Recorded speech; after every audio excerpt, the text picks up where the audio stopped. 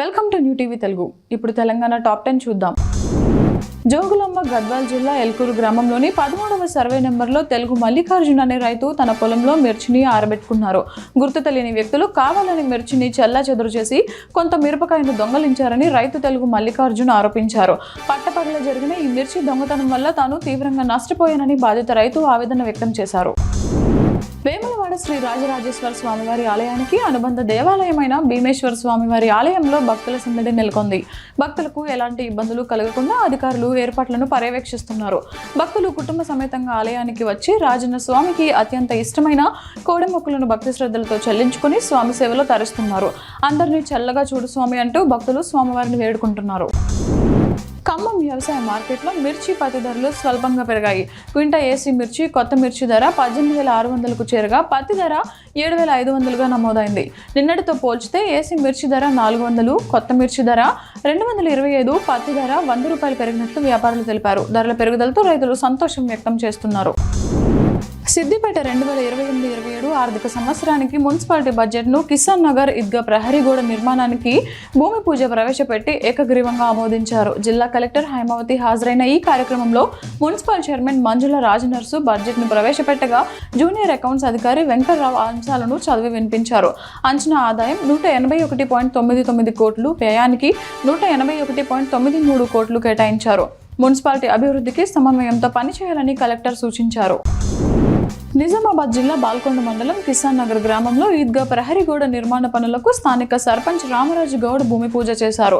మాజీ మంత్రి ఎమ్మెల్యే ప్రశాంత్ రెడ్డి సహకారంతో రాజ్యసభ సభ్యులు కేఆర్ సురేష్ రెడ్డి మంజూరు చేసిన 4 లక్షల రూపాయలతో ఈ నిర్మాణం చేపడుతున్నట్లు తెలిపారు.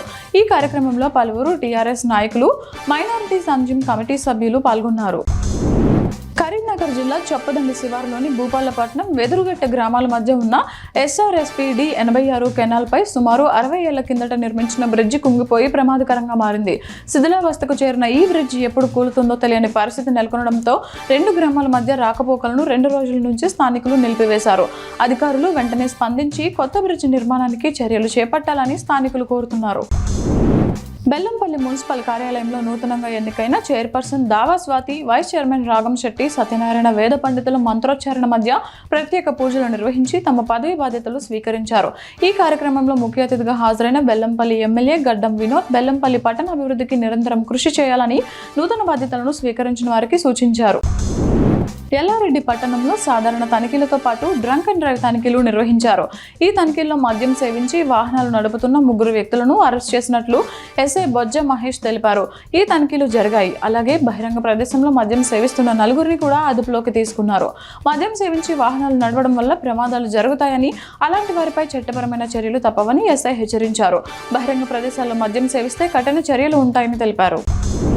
రంగారెడ్డి జిల్లా హయత్ నగర్ మండలం కుంట్లూరు ప్రాంతానికి చెందిన రాయబండి సూర్యప్రకాష్ అనే వ్యక్తి రామోజీ ఫిల్మ్ సిటీ సమీపంలోని ప్రైవేట్ సంస్థల్లో ఆఫీస్ బాయ్గా పనిచేస్తూ గుర్రపు పందేలపై బెట్టింగ్ ఆడే అలవాటుతో డబ్బుల కోసం దొంగతనాలకు పాల్పడాలని నిర్ణయించుకున్నాడు. జైలు నుండి విడుదలైన తర్వాత సీఎంఓ కార్యాలయం నుండి మాట్లాడుతున్నానని ప్రభుత్వ అధికారులకు ఫోన్ చేసి బెదిరించడం ప్రారంభించాడు.